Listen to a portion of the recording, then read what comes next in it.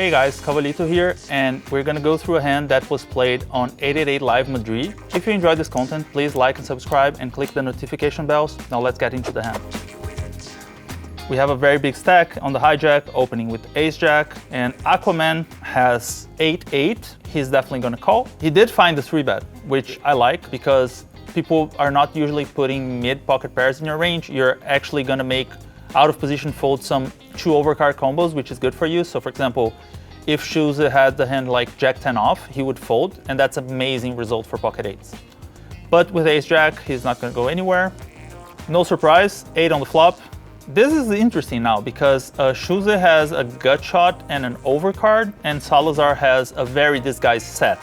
People usually don't expect you to have pocket 8s or pocket 9s in your 3-bet range, so when you 3-bet these hands and you hit them, it's going to be amazing for you because people are not going to put that in your range and you're more likely to win a big pot. Salazar fires a small c-bet, which is the standard play. He bets a quarter pot and chooses with the gut shot and the overcard not going anywhere. Our Austrian friend is going with the check raise. He understands that he does have equity versus hands that beat him, and also he understands that his board connects very well with his range. I mean, the range that he's going to call 3-bet is going to contain a lot of Broadway cards, connected cards, so it's very unlikely for Shuzi to have missed this board. He either has under pairs to the board, which are going to fold, or he has a piece of the board.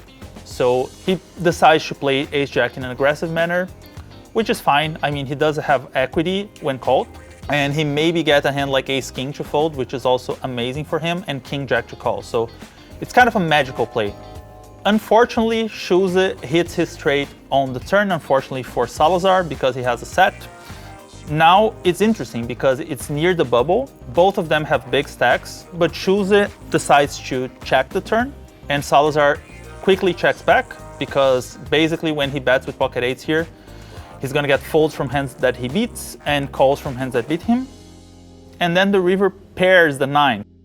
This was a roller coaster of a hand. Salazar started the hand ahead, and then Shuzi was ahead, and now Salazar was ahead again. Shuzi is probably going to bet his straight for a small sizing because he still can get some value from hand like king-queen, maybe ace-9 suited, that kind of stuff. I would bet like 60,000 at most to really get those hands to call, but Shuzi goes instead with a 60% potish bet, like 150k, which I'm not a fan of, if I'm being honest, because this is a sizing that you wouldn't pick with your very strong hands, and it's a sizing that you are probably not going to get calls from king-queen, that kind of stuff. So I think here you have 2 options. You should either go kind of small or super big, and both of them accomplish different things and target different parts of in positions range.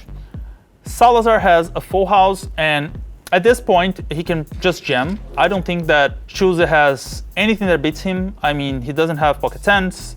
He likely doesn't have 10-9 suited. He doesn't have pocket 8s because Salazar has pocket 8s, so Salazar has a very comfortable jam here. It's unlikely for you to get called by worse hands, but I mean, Shuzi can still call a hand like king-jack for the nut straight. Shuzi can have some 9x like king-9 suited, which is kind of a good bluff catcher as well.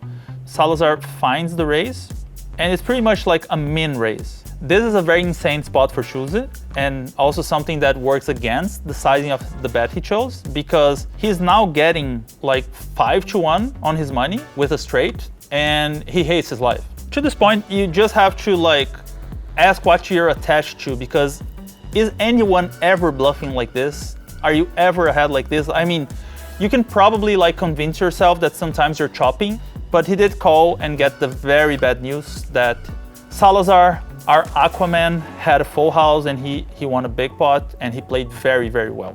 So that's a wrap. What do you guys think about this hand? Put your comments below, and I see you guys on the next video. Thank you.